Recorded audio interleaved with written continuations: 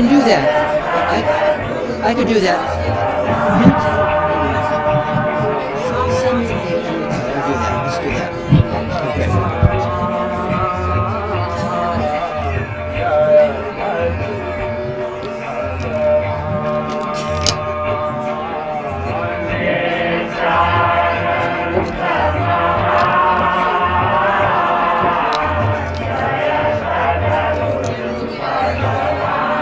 Hare Krishna.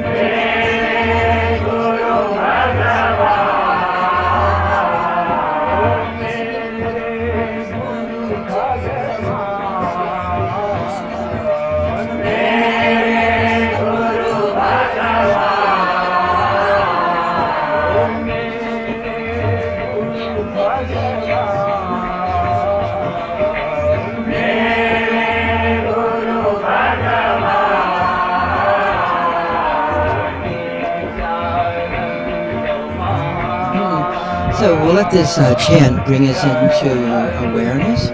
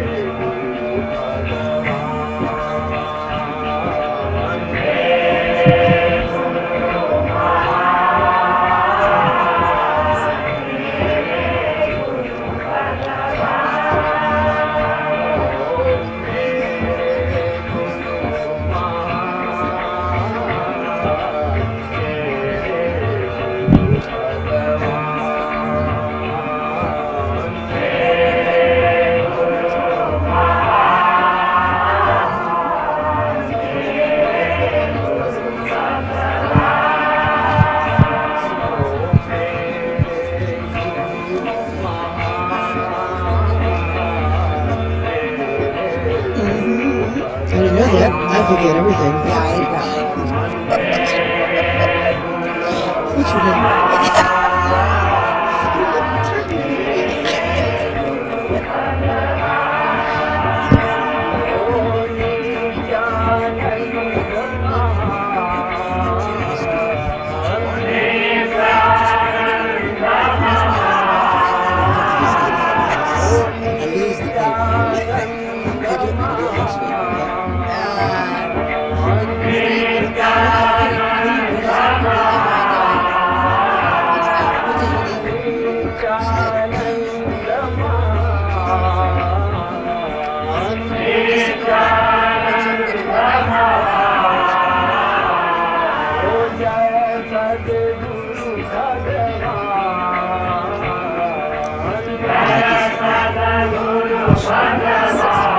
6 verses.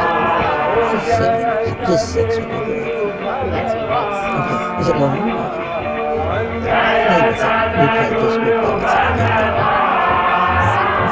Play with it. We'll play with it again. Okay, forget it. We can get a feel. This may fall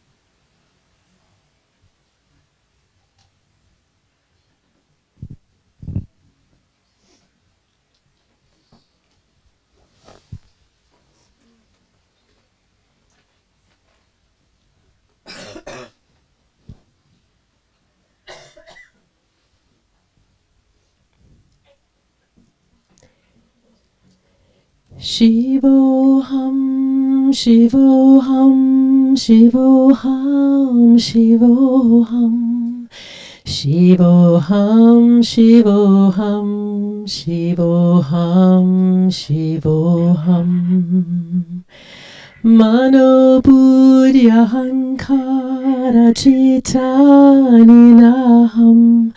Nacha shrota jive, nacha grana netre, nacha vyoma bhumir, na tejo na vayu, chidananda rupa shivoham, shivoham, shivoham, shivoham, shivoham, shivoham.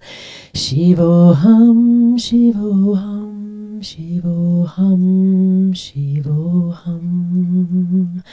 Nacha prana sanyo nave prana vayu, Nava sapta dhatu nava pancha kosha navakpani padam napatrastya payu chidananda rupa shivoham shivoham shivoham shivoham shivoham shivoham Shivoham, Shivoham, Shivoham, Shivoham.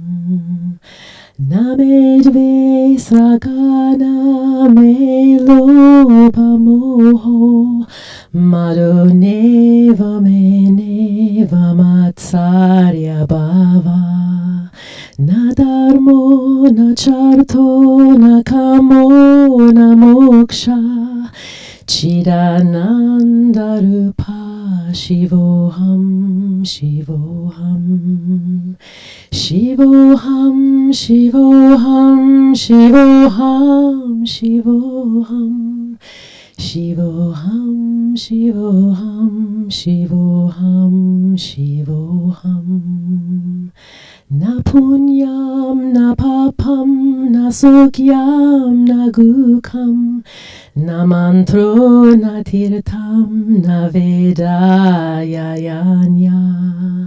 Aham bhojanam neva bhujam na bhukta Chidandara rupa shivoham shivoham Shivoham shivoham shivoham shivoham Shivoham, Shivoham, Shivoham, Shivoham. Namrityun Nashanka Namejati Beda Pita Neva Meneva Mata Najanma Nabandam Namitram Gurur Neva Shisha Chidananda Rupa Shivoham Shivoham Shivoham Shivoham Shivoham Shivoham Shivoham Shivoham Shivoham Shivoham Aham nirvikalpo nirakara rupo Vibhutvacha sarvatra sarvendriyanam Nakasangatam neva mukti nameya Chiradanda rupa shivoham shivoham Shivoham shivoham shivoham shivoham Shivoham, Shivoham, Shivoham, Shivoham, Shivoham, Shivoham, Shivoham, Shivoham, Shivoham, Shivoham, Shivoham, Shivoham, Shivoham, Shivoham, Shivoham, Shivoham, Shivoham, Shivoham, Shivoham, Shivoham.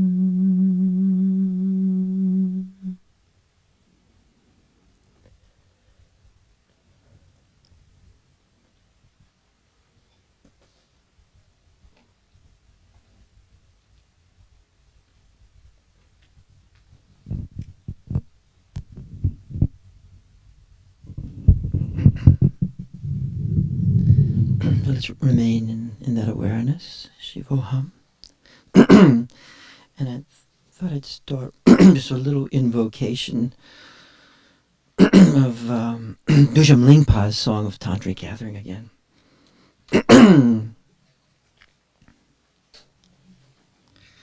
Emoho, fantastic. How wonderful.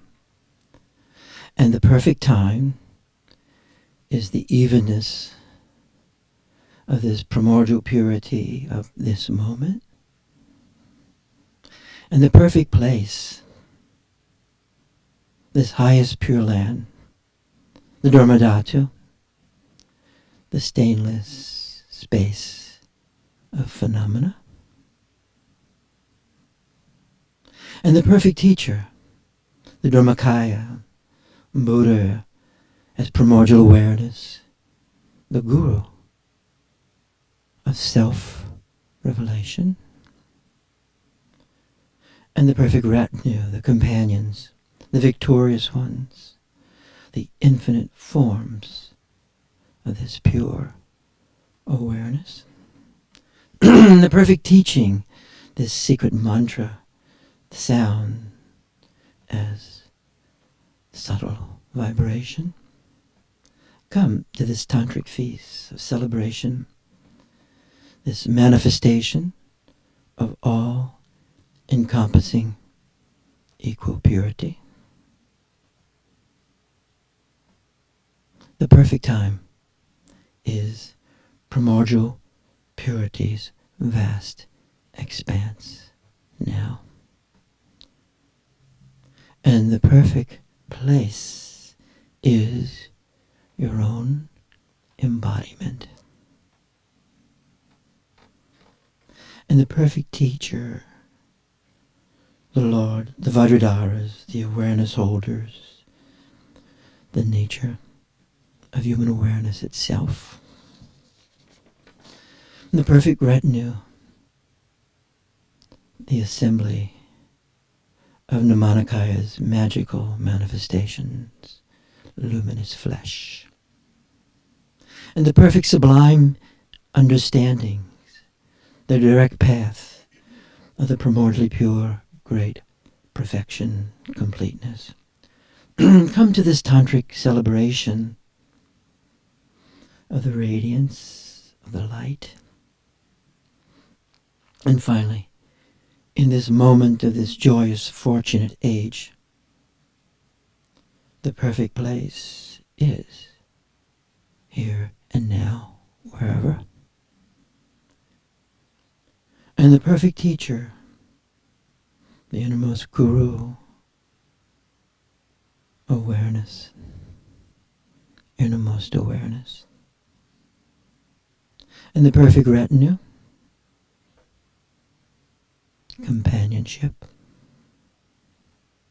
And the perfect teachings, the direct path of the luminous great perfection, completeness.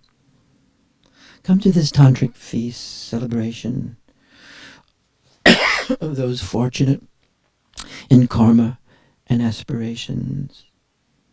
In the midst of this perfect present time of self-manifesting reality, the perfect teacher is the Lama, who is your own awareness. And the perfect retinue, the fortunate gathering, and the sublime Dharma, the direct path of the great awareness. Come to this tantric feast celebration of the realization of the natural state. May the power of the interdependent links I have made in singing this joyous song of experience, and the strength of profound wisdom and skillful means, truth, bring this feast's magical manifestation into completion and into the liberation of the encompassing evenness of the immortal, deathless, vast body, endowed with so many qualities. And then he says, I make this prayer, this invocation, to accomplish the rainbow body's great transference.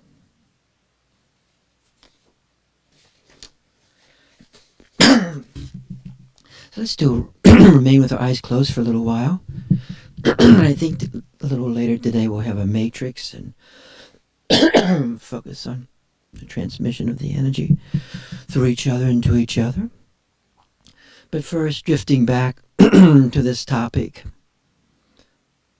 of being beyond good and evil, and yet living within this realm of good and evil, this garden of goodness and evilness, the goodness of happiness and the evilness of infinite suffering. So this ethical topic is on how action emerges out of timeless awareness through us into time. And this understanding reflects what has been described as the two ways of knowing. Knowing non-dualistically through awareness, gnosis, jnana, direct perception, and knowing through our mind and the instruments of our mind, thinking and feeling, sensation, memory, imagination. This knowing of difference and singularity, This knowing of duality within appearance and as appearance. This you and me, indivisible, As the Dakini says, the Dursham Lingpa. Because of skillful union of these two modes of knowing, we can know duality within non-duality. And within non-duality, we can know duality. And this knowingness reflects the very nature of creation, which is oneness and difference. And as the Shaivite masters declare, knowledge is action. So this knowing is also the action of duality within non-duality. And non-duality within duality. This drama, this play of awareness, consciousness. The power of compassion arises from the non-duality of gnosis, and this power enters into the drama of duality within time. Time, as you and I know, is the pairs of opposites. And the power of compassion is both self-liberating and it's also protective. And the power of compassion liberates us from evil, delivers us from evil, both within and without. And as a great Christian prayer, the Our Father declares and invokes, deliver us from even evil, now and at the hour of our death. The closer our mind is integrated within this awareness, this field of knowingness, spacious luminosity, the more our mind is infused then by the sense, the implicit, felt sense of non-duality, the innermost heart, hridayam. This integration of mind and within awareness goes beyond, heals the primary dissociation, splitting of mind from awareness. It heals this integrating of mind within awareness. It heals the primary dissociation between our mind, that split, that gap between our mind and innate awareness. We bring our minds into this awareness. We integrate thinking, feeling, sensation, memory within this awareness. Then we can live in the field.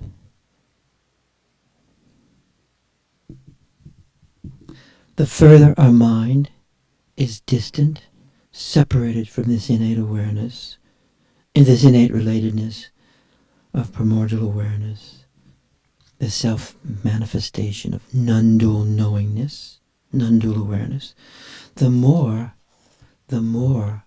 our mind is a thing among things, the more separate, the more dissociated, the more distant, detached mind from awareness, Thoughts are things.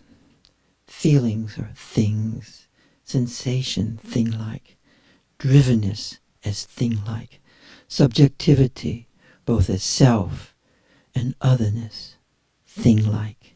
Sexuality, thing-like. The world, thing-like. Then a very humanness does not unfold into fruitionalness. The anima mundi disappears, dissolves. The world is soul, as psyche disappears. Only thing remains. Happily, really happily, whenever there is the arising of love, there's a self-arising of non-duality within duality. Wherever there is love, there's a self-arising of compassionate protectiveness. As the medievalists would always say, ubi caritas et amor, Deus ibi est. Wherever there is charity and love, there, that's God. There God is. God is love. Tribal love is often contained love. As the yogis tell us, nepotism keeps love so contained. Tribal love, contained love. Family love is contained love. Love is containment. Religious traditions, tribal containment. Belief in the deity, or belief in the archetypal dimension of human experience, is not at all the same as the power of invocation. Believing is not seeing. The power of invoking the archetypical realm and bringing forth of that realm into this world of appearance and experience is really great.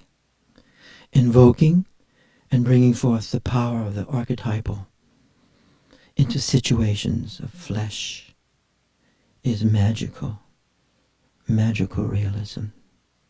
Through the power of invocation, the power of the archetypal dimension can arise around you and through you. Our very oneness, our very attunement to the archetypical dimension can bring forth goodness around us and through us and to us.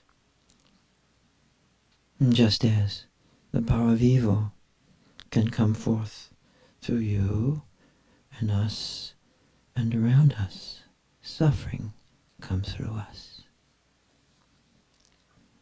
Evil is not simply psychological, but is cosmologically rooted and is constantly becoming psychological. Evil is suffering and the infliction of suffering. It is also true that self-liberation is not earned, but naturally given to everyone. This natural givenness is at times so hidden by political, cultural, religious, and personal obscurations, veils, darkness. Collectively, the unconsciousness obscures natural awareness, the light, the natural light of awareness. The power of ethos is to perceive through the union of mind and awareness simultaneously in the immediacy of context, in the immediacy of the situation, and experiencing the self-arising manifestation from within non-duality. It's that doubleness. The power of ethos is experiencing, perceiving through the union of our mind and awareness simultaneously in that oneness, in the immediacy of context, in the immediacy of the situation, and also in the very self-arising manifestation of the situation from within non-duality. Non-duality infuses duality, and duality infusing our experience of non-duality. This, for me, is the true hermeneutic circle of self-liberation, through the very presence of goodness and the presence of evilness and the intimate intertwining of both. This is the alchemical mixture, the fire of self-liberation, the fire of the elements combining and creating everything and anything. This knowingness, this awareness, is not our superego judgmentalness with its clown-like certitude, known as ha-ha and hoo-hoo. As Lama Torchen so often says, how we relate to appearance directly influences our self-realization and self-liberation. They're not incidental. We, you and I, through our experience of goodness and evilness, our experience of the intertwining of both, there's this ongoing deepening of our understanding of the relationship between appearance and awareness, and the multidimensionality of this intrinsic relatedness. It's very mysterious, isn't it? Within the Dharmakaya, the infinity of pure potential space, there's only purity, kadik. There's only total goodness, there's no thingness, manifesting everything and anything. In the experience of the dimensions, these dimensions of the appearance of duality, rupa, form, there is this pairs of opposites. And without awareness, without this base of awareness, these extremes of these opposites cannot be held. And without the base of awareness, self-liberation congeals with this onslaught of the experience of goodness and evilness, suffering and happiness. The radiance of appearance cannot be held. Primordial awareness both manifests everything and anything and self-liberates us simultaneously within everything and anything. Or as Dr. Yen Chin, the great Siddha Qigong master, would say, nothing is unbearable. Living and being in spacious awareness, in luminous awareness, frees us to be beyond both good and evil, and simultaneously supports us in skillfulness, in the self-liberation within this very realm of goodness and evilness, within this intertwining, this intimate intertwining of moment by moment of happiness and suffering, this infinity in particularity, in singularity, in momentness.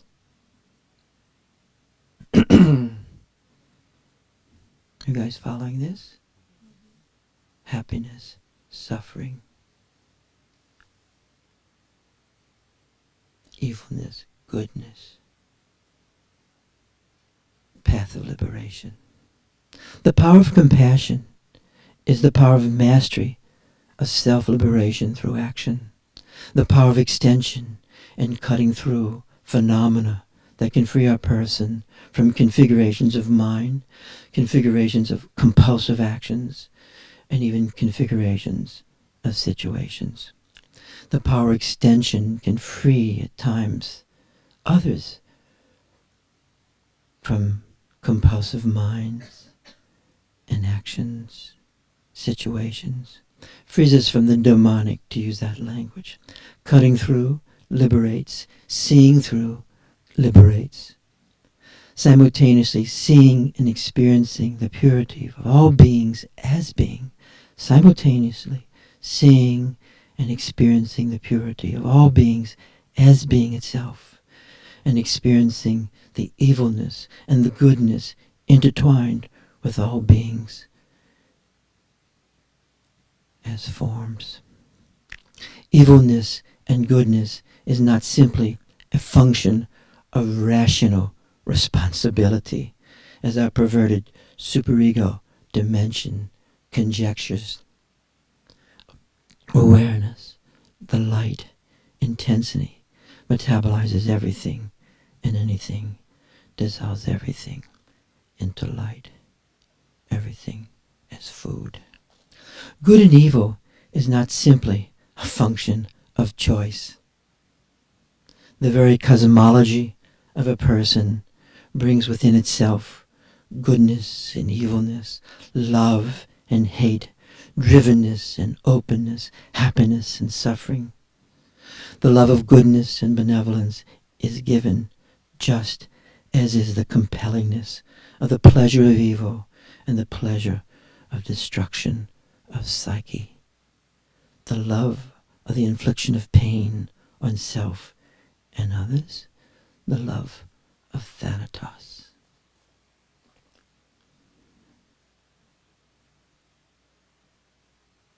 As Narguna, 150 to 250 AD, one of the greatest of the Buddhist philosophers, some call him the second Buddha, the great turn of the wheel. What do they call that wheel? The wheel of Dharma.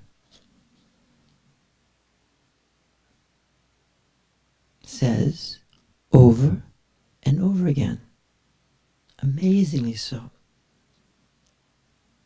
warns us over and over and again to be careful if we think that we know what causality is.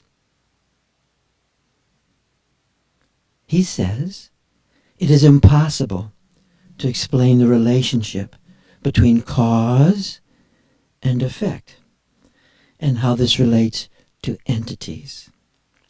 Any view of causation leads to certain contradictions or absurdities.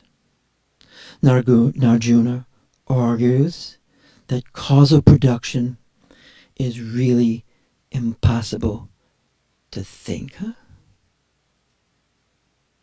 You can't think it. Just like you can't quite think Dharmakaya. You can't think causality. Narguna argues that the causal production is really impossible to think. A view of causation leads to certain contradictions and absurdities. The understanding such as an effect is real in a cause and then is produced by the cause. For the Mayamakas, this would be an absurd statement. He says we think we know about causality, but actually we don't.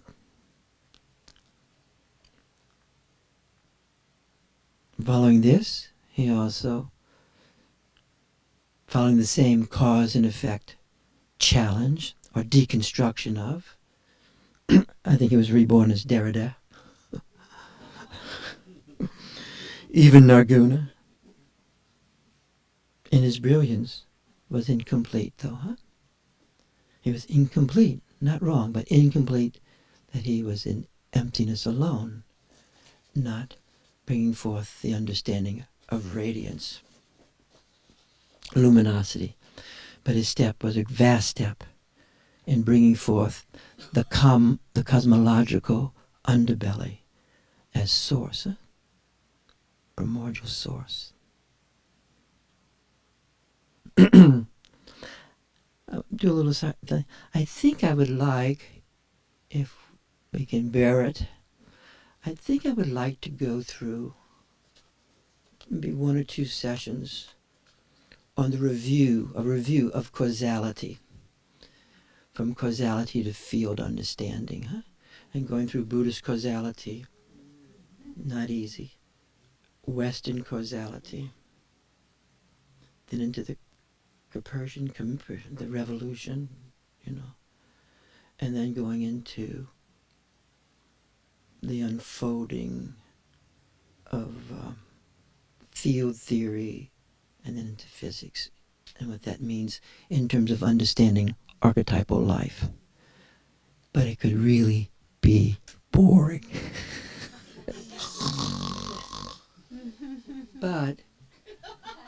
But those of you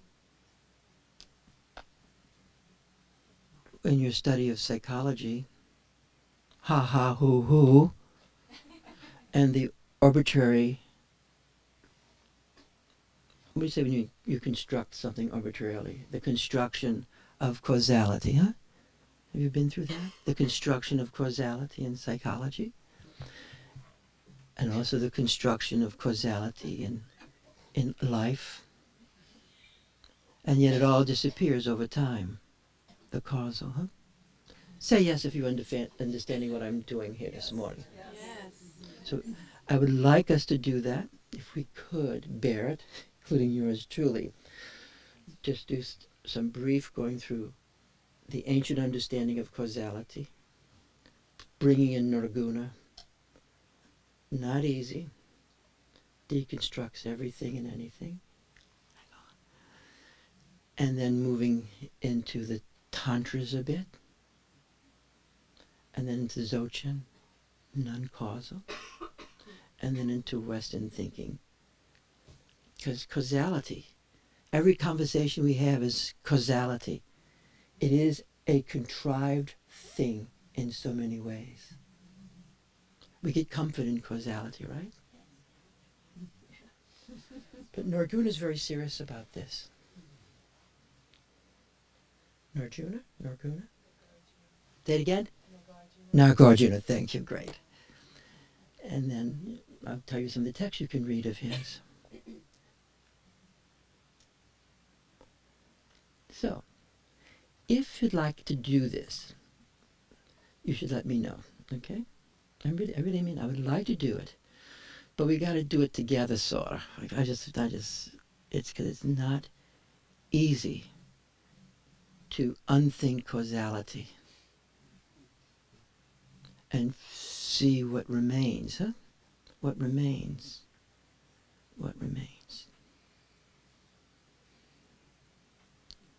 Go to any course in anything, and causality is the vehicle of truth. Right? Whatever frame you're using, causality is in that frame, right? Right now. Whatever frame, causality is there. So let's close our eyes again for a moment. I had that flashback to when you used the phrases a while back. I had to apologize when it came up for me. It's like pissing in it. Yeah. So we'll take a look at this if you'd like. So the focusing on mind as knowingness and awareness as knowingness opens for us ethos or an ethic. And the two modes of knowing are necessary for the ethics of action. And it's true that gnosis as non-duality itself, timeless awareness, is beyond good and evil, right? Can you feel that? It is beyond the polarities of good and evil. And the mind as difference is in the realm of goodness and evil, or happiness and suffering. And so, we're considering that self-liberation is simultaneously being in non-duality, within duality, within timeless awareness in time, and being beyond good and evil, and yet within, constantly within, this drama of goodness and evil, and happiness and suffering. And from this frame of causality, that is the path of liberation. Through this fire of goodness and suffering, evilness, happiness, whatever the connotation, is the fire of the elements, the fire of self-liberation, the fire of self-manifestation, which is manifesting both us and what's happening to us simultaneously. Do you like that? Can you dig it? 'Cause it disappears. As soon as you're not in it, it just disappears. It just, what? What is that? So with that, we're going to focus right now.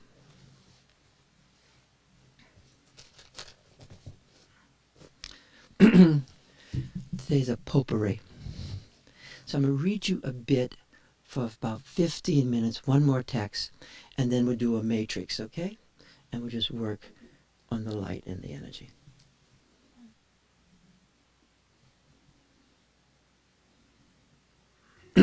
So was it last week or the week before last? We read, we worked with that great text. I think you guys have that text now of the Dakini, right? Jetsam Trauma. And the power of invoking that text, huh? And experiencing the Dakini as the elements, huh? The elements. So I'm just going to do a little reading this morning of another text. And I'd like to thank Amy for sending the text out to everybody. I'm going to do another Trauma text, The Dark Mother. And I'm going to this one will be from Kunzeng Dechen Lingpa's term, his transmission. And actually, his son, Rinjin Dorje, great person, transmitted this here a number of years ago. And this is one of the texts we do every Saturday on Dakini Day in this environment. So I'm just going to read a bit of this text. So let's hold our awareness a little bit. Let's extend into me, and I will do a bit of reading. And we'll extend into each other. This power of invocation we've been focusing on, huh? Bringing forth these archetypical dimensions. Dharmakaya manifests Sambhogakaya out of pure awareness, no thingness. The elements arise, the archetypical energies arise, deities, dakinis, the archetypes, swirls, vortexes, all these different manifestations. And they manifest because in the very manifestation, there's the joining of mind and awareness. That's why it looks like that from my Tibetan mind, or like that from my Hindu mind, or like that from an American mind. You follow what I'm saying? The archetypes or manifestations into mind. Say yes if you guys follow what I'm saying there. So, because the archetypes, where are they now? They're us and our circumstances. Right?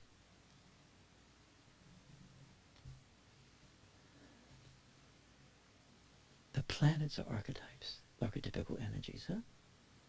Of this energy manifesting in us as us. So, I pay homage to my own awareness, the primordial mother. Namo. Let's lean into each other. And my natural awareness is the primordial Buddha, which is neither one nor separate. And I take refuge in awareness itself.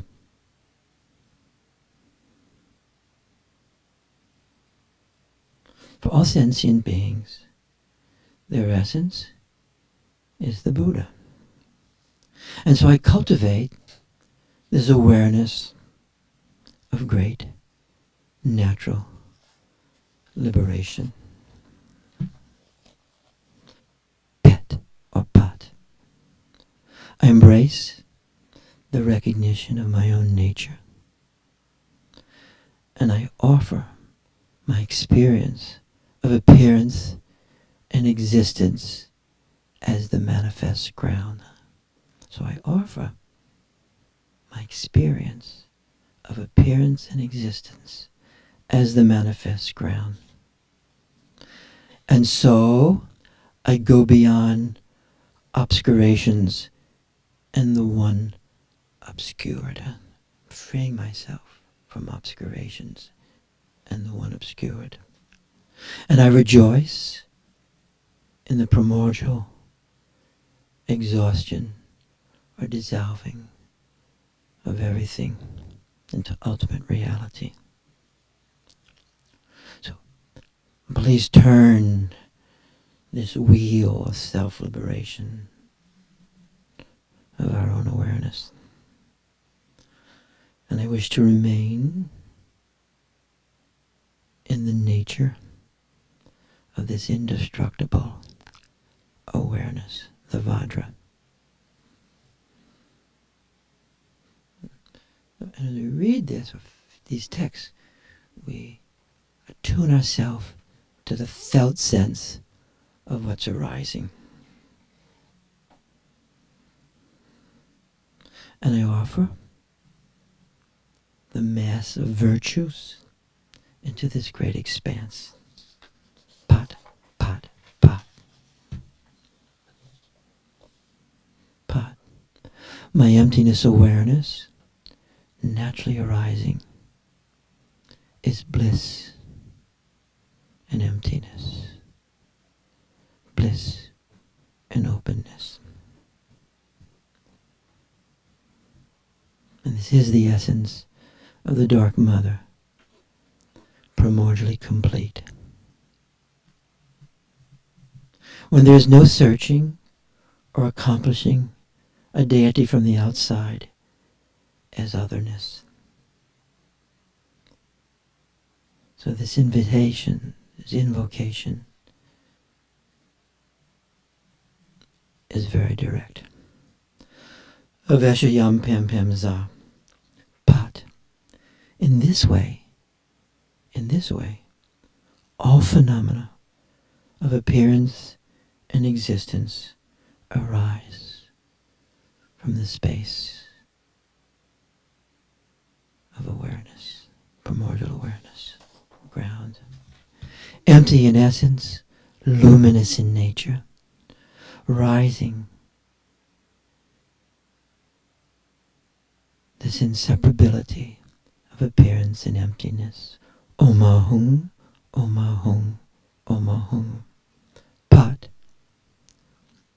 in this base of this expanse, of this primordial, great emptiness, openness,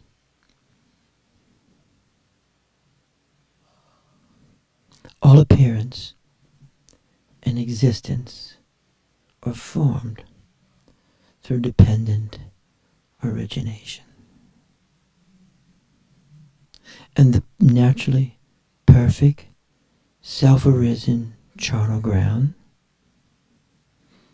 they often describe this world as a charnel ground and the palace. And in the center is the dark, fierce mother. Awareness. Emptiness. And she's standing in this middle of an ocean of blood. That's us, like this room, all of us. Blood. Sea of blood. Sea of life force. Upon a lotus sun, moon seat, and a dead body, standing with two legs in a dancing posture, one drawn up and the other extended, completely dressed in the clothing of this extremely terrifying charnel ground.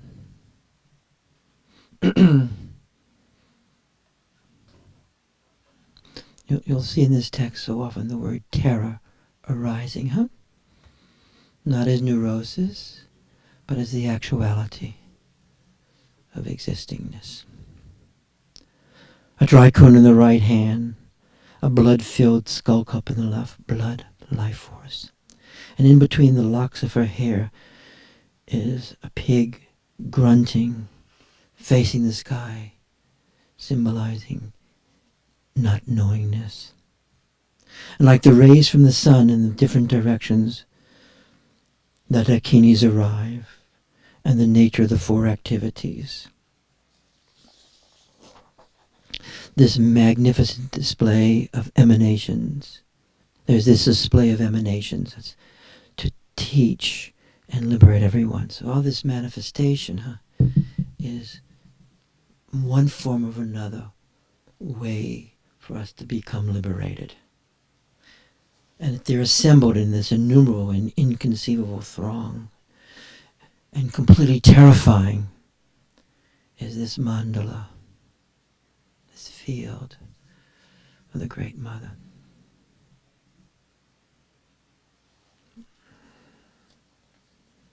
Going back with Joao, the great that shaman, that holding terror and the light simultaneously. Liberation. Pat, self-arisen from space, naturally arising. Compassion is this dark mother. Please come here to free us from the nature of coming and going. I mean, come here that we can experience ongoing continuity of being. And manifest this dance consuming. Vajrakoti Kalibam Haranisa, Vadrasamaya Zaza, Pad. All the peaceful and wrathful deities, when the nature of awareness is recognized, they are simply a magical manifestation. And when the confidence of ultimate realization is experienced, then we're free from ambivalence. Free from ambivalence. Emptiness, the indestructible formlessness, free of extremes. And experiencing this as my own nature, I'm freed. Teshulen Dharmam Namaho. Pat, all our understanding of the outer universe and inner inhabitants, or the nature of the three dimensions. So this way there's no so-called offering elsewhere. And I offer into the all-equal purity expansive primordial wisdom. Pat, then is like a praise. The dance of your body is graceful, heroic, and also terrifying. And your laughter and shouting and wrath roars and thundering, and your heart loving, peaceful, and marvelous.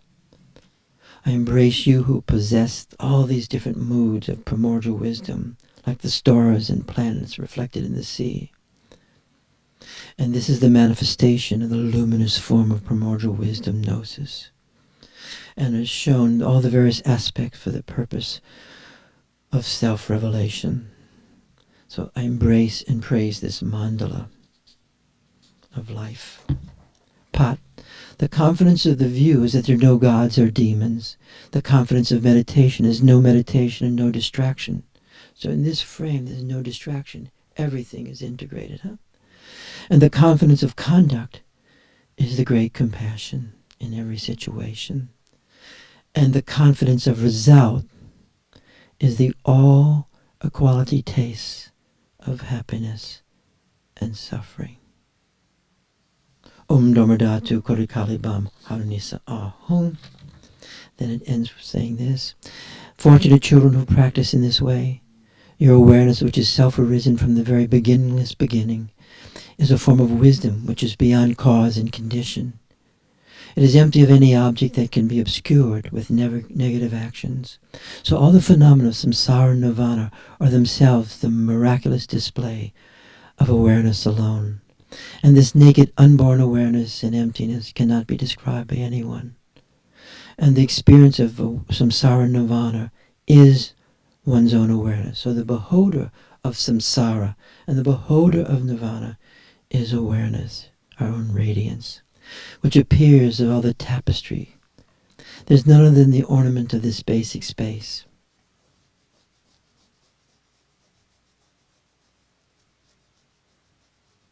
So we're going to end this at this point.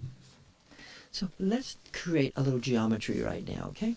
So maybe, would you mind sitting there? And Carol, you mind sitting there? Elizabeth, would you mind sitting there? Would you mind sitting there? We've created triangles. Thanks.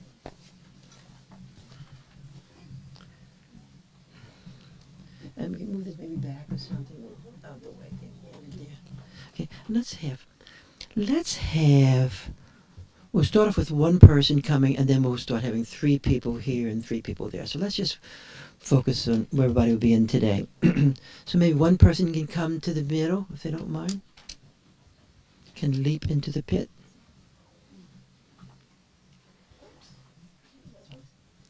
Great. Welcome back. How's the graduate school? Good.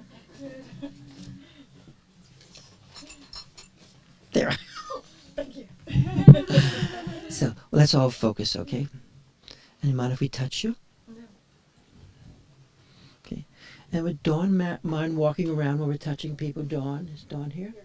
Great. And Carol, would you mind walking around and touching people? Great. And from this side, Julianne, would you mind walking around and touching people? Are you feeling healthy today? Okay, great. So let's focus.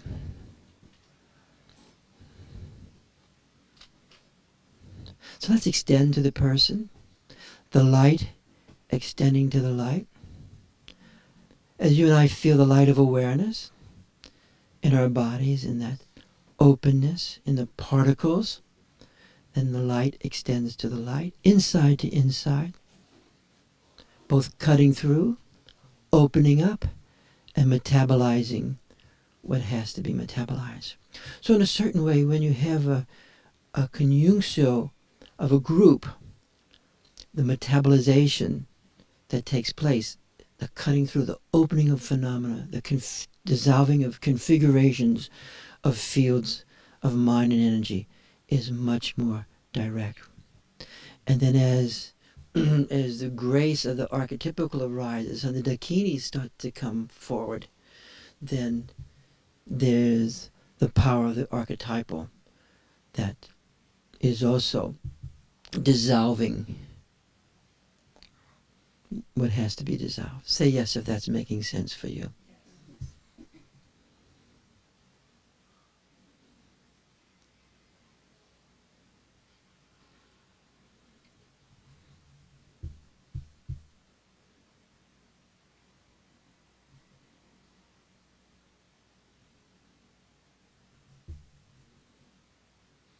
We can touch each other. And we're extending through our whole body. And we're allowing ourselves to enter oneness. Oneness sounds like it's nice and fun, but oneness is enormously challenging, huh? Because it's intimacy, right? And nothing's more challenging than intimacy.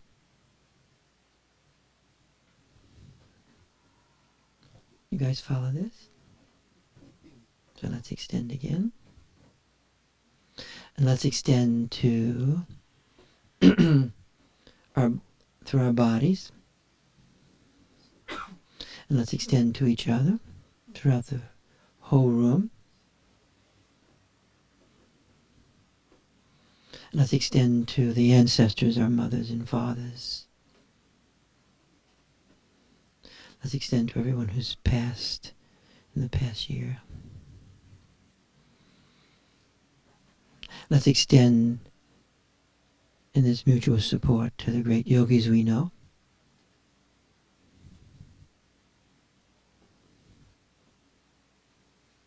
Great teachers and gurus.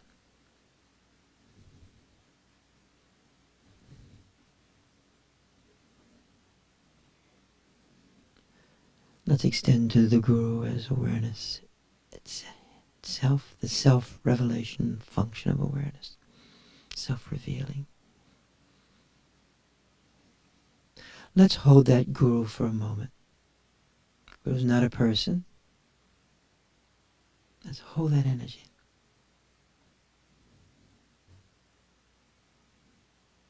Actually has a particular taste.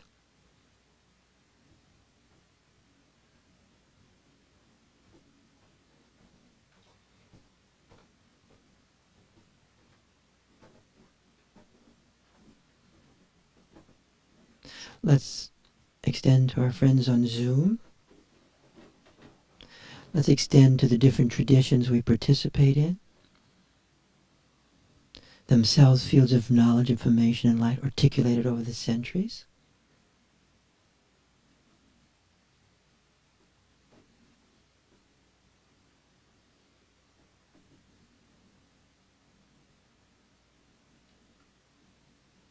Let's extend to that dimension that's archetypal, bringing our oneness.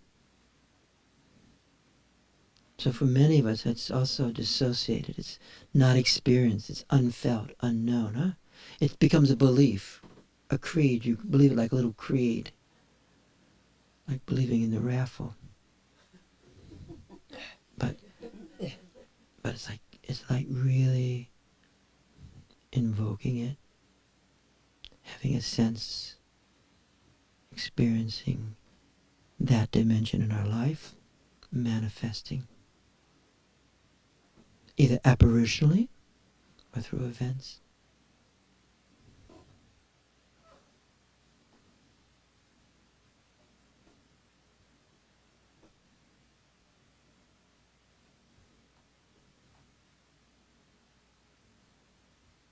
So we invoke the Dakini now, the Divine Mother. And just different names and forms, huh?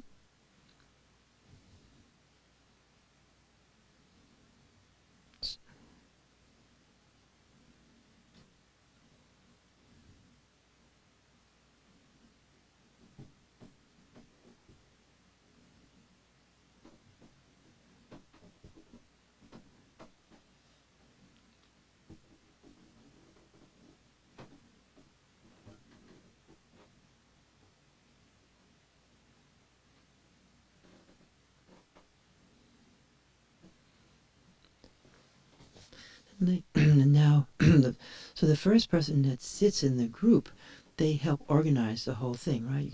That vortex starts moving around through them. So all this is a co-emergent thing. You with me? It's co-emergent, huh?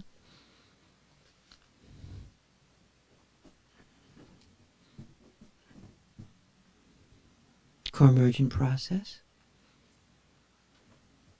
So now let's make our next step and change our form a little bit more. So maybe you can sit right here, Elizabeth. You sit right there.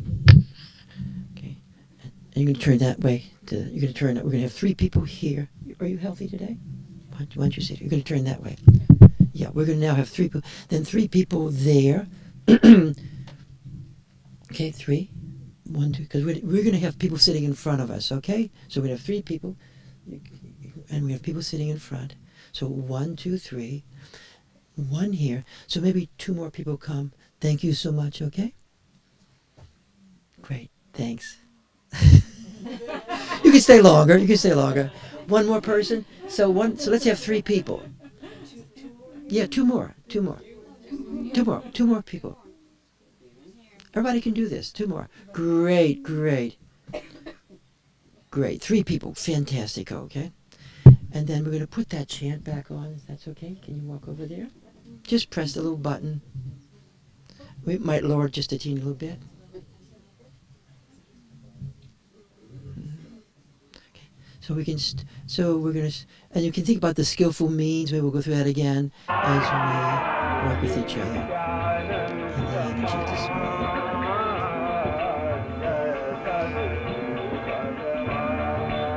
And we'll sense that timeless awareness coming, manifesting into you. Okay, maybe someone can fill this area open.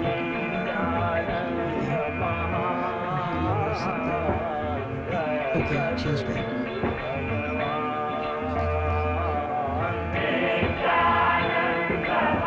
that's it.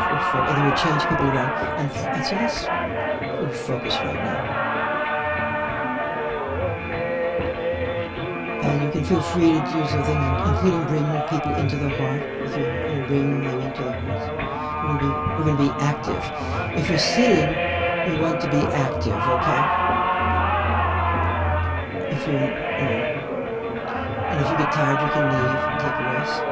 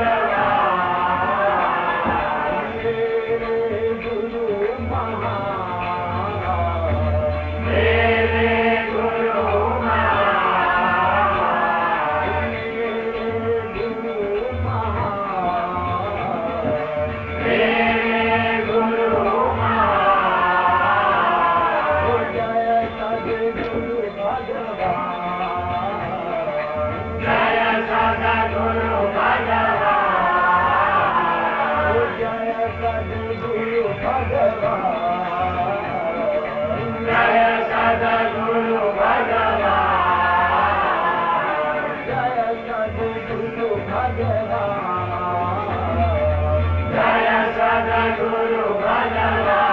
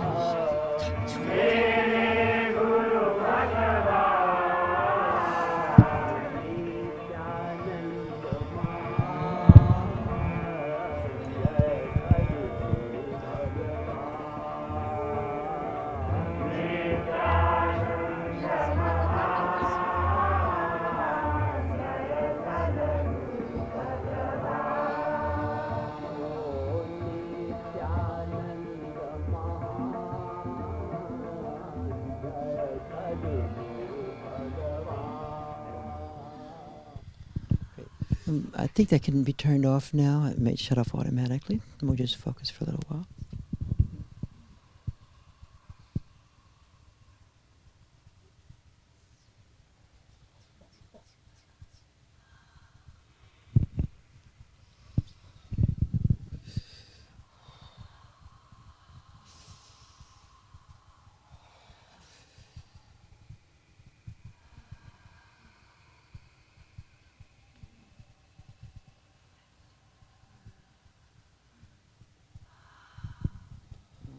Embodying the awareness state.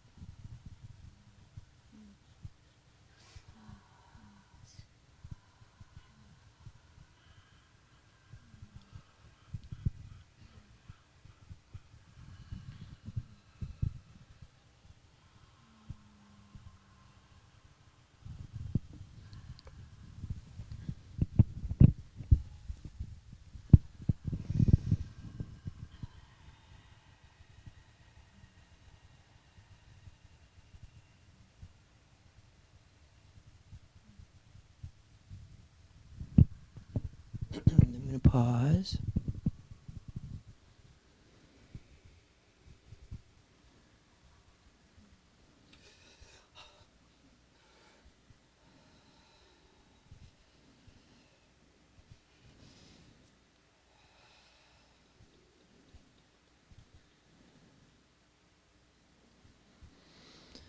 And then we can start to end our extension or of the energy, the light.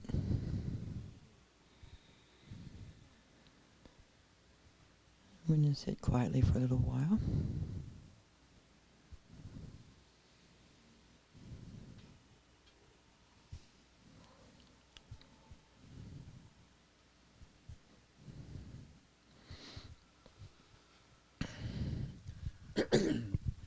And so we always find that the articulation of our experience with each other is also a really great way of learning through and with each other. Because experience actually is the teacher, really and truly.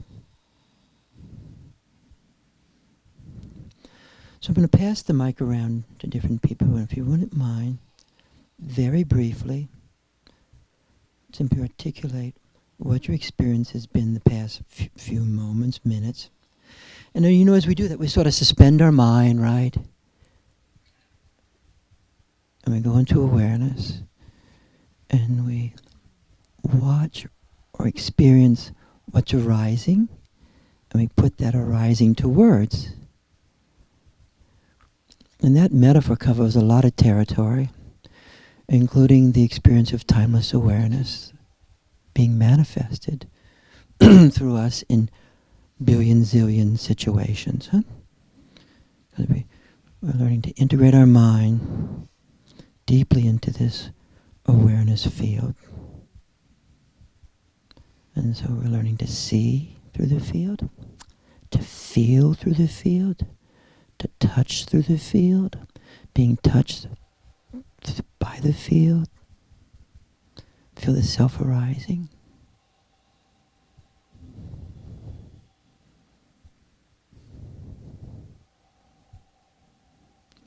So I'm going to pass you the mic, and you're just going to articulate very succinctly what has happened. Then you can pass it back to me, and I'll pass it to someone else. I'm just going to place it in your hand. You can leave your eyes closed. And just articulate what's happening for you. Just to happen, if anything. Because sometimes nothing at all happens.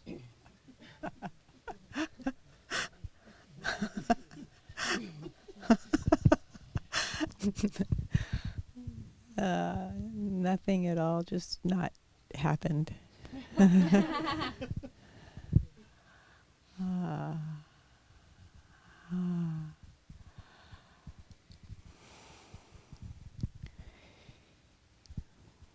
There's a Shakti of Nityananda, the Shakti of Bodhi Baba,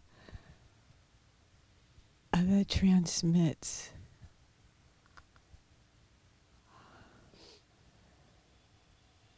awareness transmits Shiva awareness and Shakti energy, pure light, radiant energy pervading each and every one till there's no you and me. There's just this massive undulating energy, radiant, illuminating energy, healing, and profoundly experiential that changes each and every part and particle of my being. And my being is just not my being, but being with being in this spaciousness.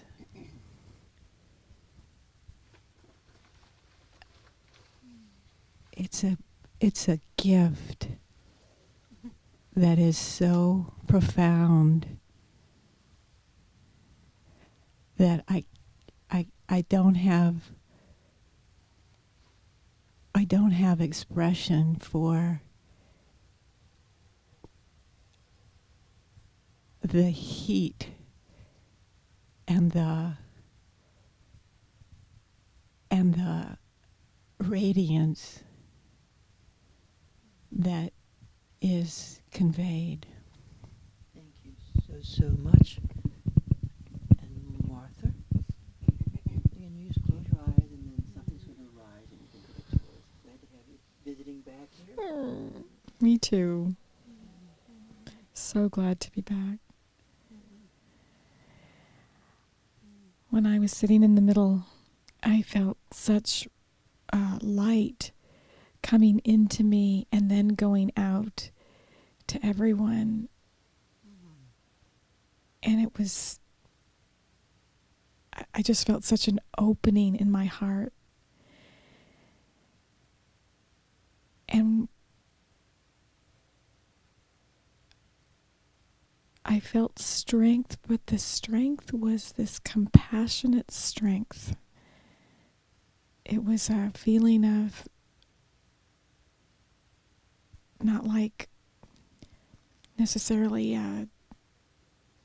like a power. It was just a compassionate strength. And it filled me. And I was so aware of being given so much and also wanting to extend that as well.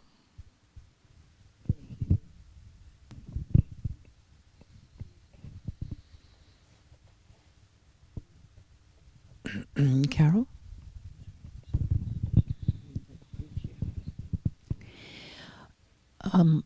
For me, I felt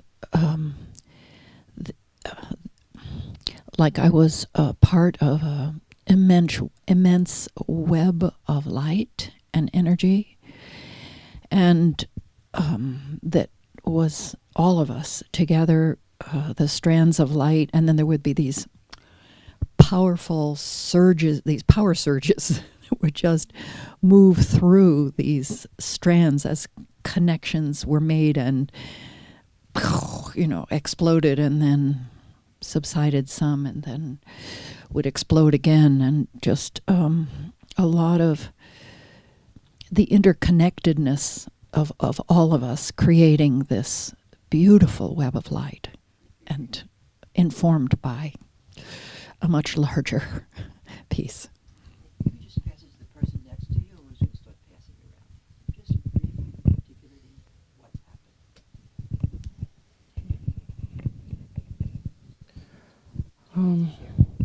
The mic comes, you have to put it to words.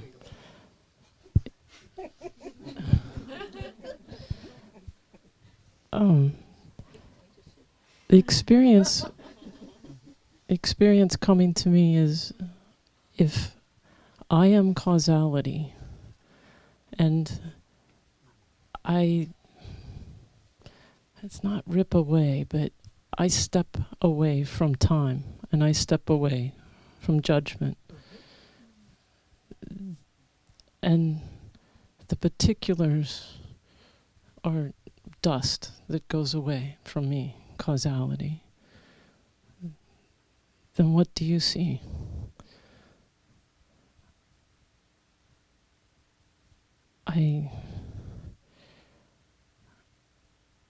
It's quite different.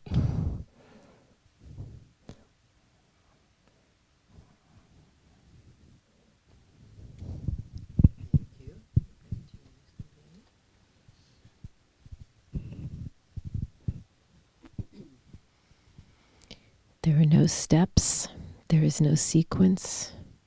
There is no framework. There is only the flow, the dance of the guidance of love, and the same happens in my body. There is no separation between the cranial vault and the Sushumna Nadi and the base of the spine and my hands, and I am able to give and offer service to the guidance of love in which we're all participating.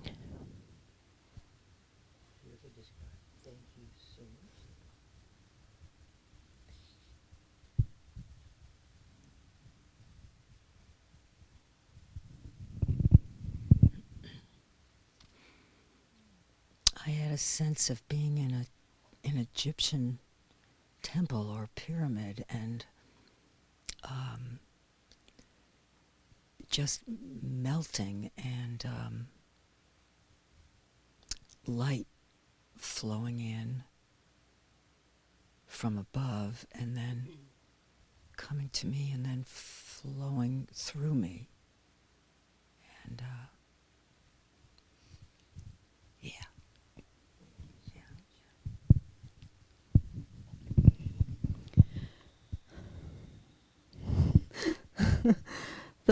The bliss of being, the bliss of oneness within allness.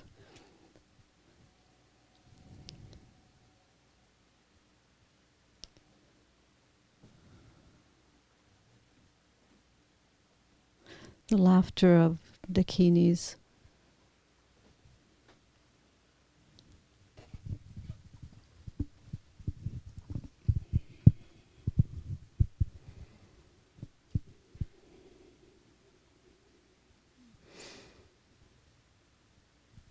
This feels normal.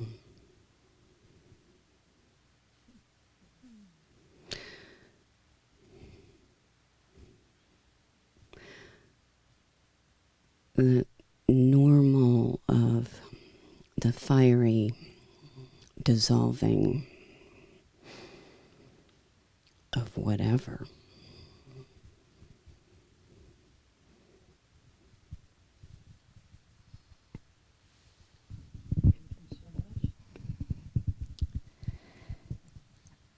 Recently, I came across this passage of the image of someone holding on to the mast of a boat for dear life and terror. And as we were in this experience, what came was not only is there the holding on to the mast, but there's also the ocean.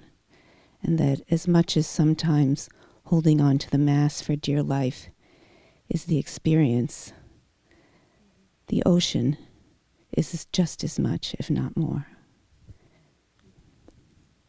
the experience of being in that sea of light and love.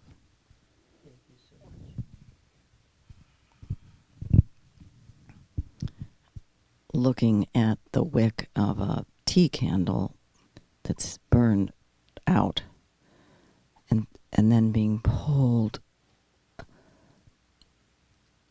through the navel of the earth into this black, velvety void of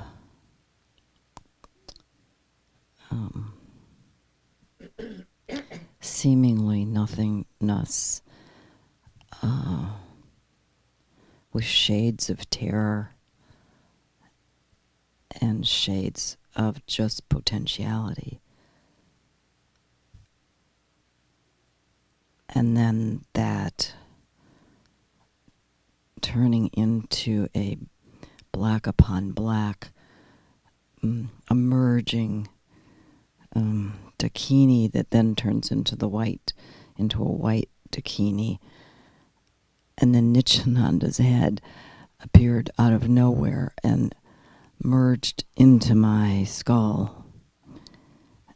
And there was tremendous energy through the skull, exploring and pushing from inside out, adjusting and shifting awareness into luminosity.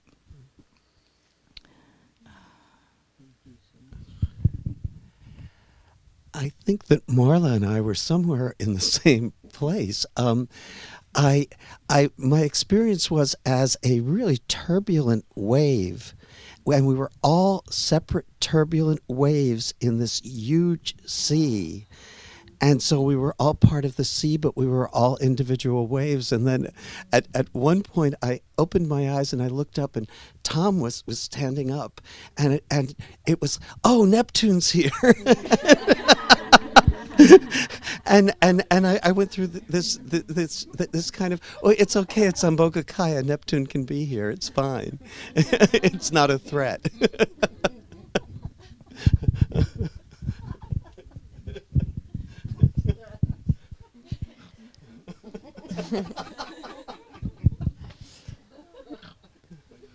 So from the middle, the center, I was me until we were all one. From my two hands came your thousands. We were all one, and they were all my arms and hands, and my body was yours. And then I lifted up towards the infinite sky and unzipped and became the night sky with stars. And that was all of the light around us.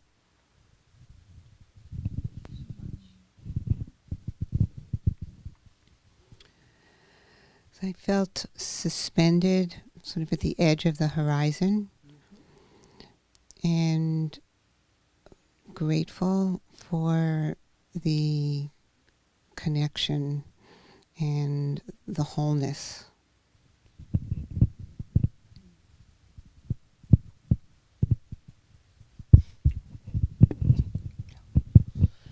I passed the first time. It was so simple with me. We were all one large zinnia, and I was a zinnia, and I was looking down, and the petals were just all full of life, and I was aware, trying to see where the stem started, and then I kind of gave up, and I just sat with the color and the light, and then knowing that it was represented the whole room. When it first started and I was going from person to person, I was intensely aware of each person's energy and just really enjoying that sensation, getting involved in different vortexes. And then I sort of got involved in the group, and then it was just like one big vortex of energy, just pulsating.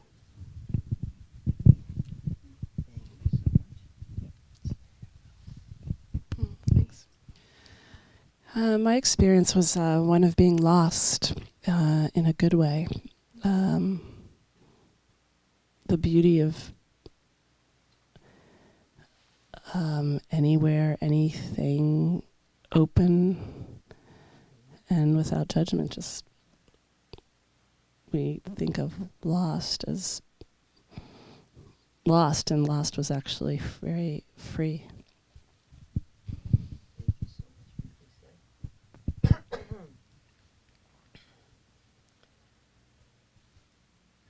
Presence, vast and warm with love and beingness sheds any holding and habit.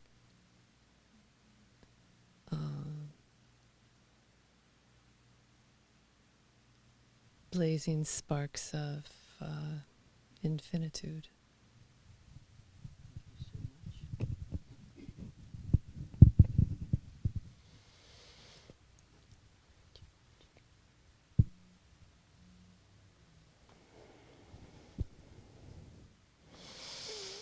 Sweet, sweet, sticky, oozing, complete, unconditional. Mothers, all of us mothers, incomparable.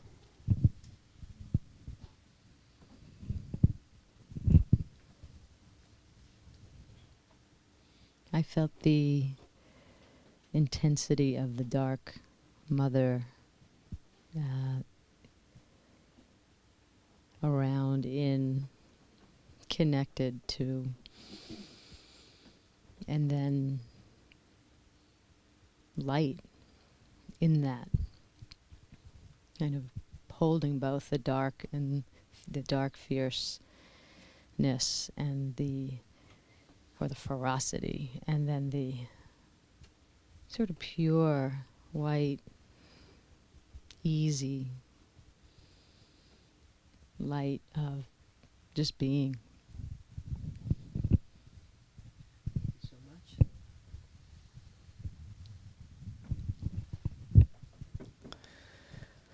Love, unconditional love, and in that the dissolving of giving and receiving.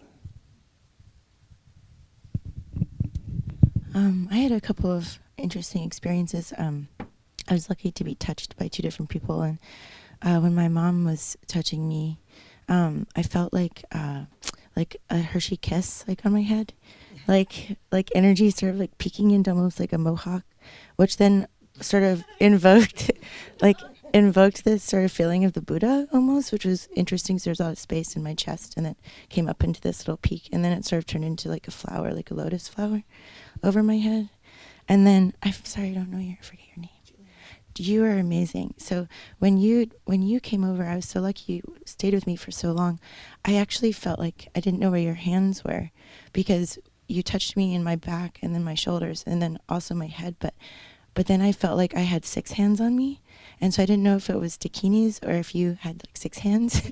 and then I started thinking about like either Vishnu or like Shiva or someone with multiple hands touching me at the same time, and it was really powerful.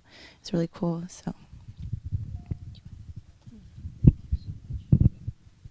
like Carol, I had an awareness of the strings and strands, especially around what was happening with the people in the center, and then an overwhelming sense of oneness and radiance, just being completely immersed in radiance and very deep happiness. I meant to tell you also that I felt so much love coming through when you touched my back. I felt my heart really open up into my back. It was really nice. So thank you. It was really cool. Thank you. Just incredible explosion of light and energy, and the fierceness of the Dark Mother, and yet the sweetness of compassion and love. Blissful exuberance in a wide opened energetic field, and a deep gratitude for the coldness of winter arriving.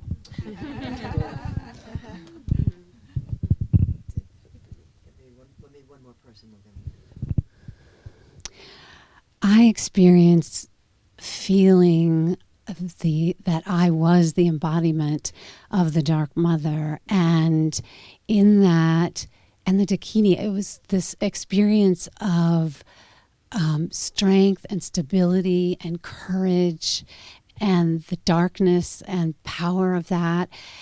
And it gave way to just this bliss and heart arising and this natural compassion. And I just felt so, I just kept offering and offering, extending to all of the whole room and to everyone here. And I just felt very compelled to do that. And it was just so incredibly beautiful and powerful and healing.